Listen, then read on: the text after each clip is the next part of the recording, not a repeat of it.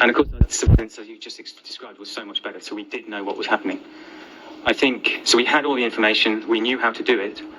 That was what that report on the 21st was all about.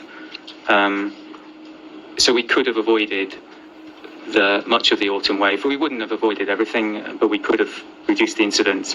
And if we'd have then put the longer term measures in place, we could have kept it low. Over the autumn, cases would have happened. Some people would, unfortunately, have been hospitalised and died. It would have happened. But as it was, we let it go. And, and so when we did eventually, as I'd explained on the 20th with the Prime Minister, I said the decision isn't to lock down or not.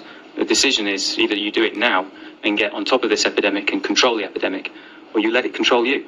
And it will force you into a lockdown at a later date when you'll have to lock down harder and longer, and many people will die as a consequence. And unfortunately, that is what happened. Over that autumn, from around 20 to 25,000 people died. And there is, some would have done, but there's no reason for that number of people to have died at all. And then we entered the winter phase with the hospitals full. NHS staff having been under stress for months, as opposed to having, they could have been doing routine stuff that autumn and clearing the backlog and that was not the case. And then we got hit by the alpha wave, and so on top of all of this pressure, we then had this new virus that was, it took a little while, a couple of weeks to work out, but it was significantly more transmissible. Even worse, though we didn't know this until January, it was also more pathogenic. So we couldn't have been worse prepared, really.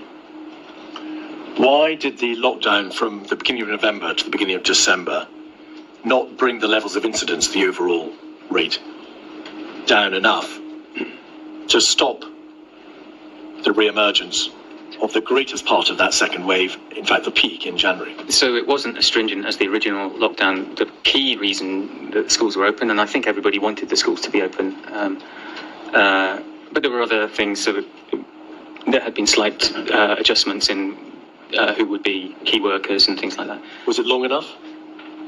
Well, if it had been done earlier on, if it had been done in September, it would have been plenty long enough.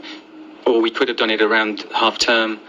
So you'd have had the combination of the schools being closed. As it was, it happened just after half term. It was really made no. It showed there was no real strategy, no long-term thinking. Instead of just bouncing into a panic decision, as opposed to taking a strategic view of it and getting a grip of the epidemic and doing what was necessary when it was necessary. Is that why, on account of all the things that you say were not done that should have been done, and because the consequence is so terrible that you describe in your statement that second wave was, for you, the worst moment of the epidemic? I said it publicly at the time. I really did think it was truly awful, and of course it was. Another 65,000 people died over the next few months. And of course, that surveillance, as you just described, was so much better. So we